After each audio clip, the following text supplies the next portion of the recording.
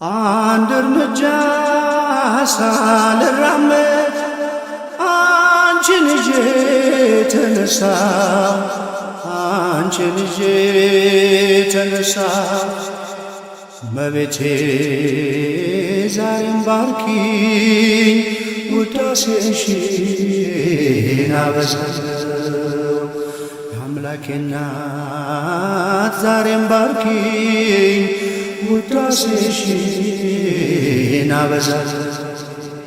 ምልጃሽ የደገፈኝ በጌታ ፊት ስትቆሚ፣ ጸሎቴን እያሳረግሽ ልመናዬን ስትሰሚ፣ ከጎኔ ሳትለይ ተቆጠሩ ዘመናት።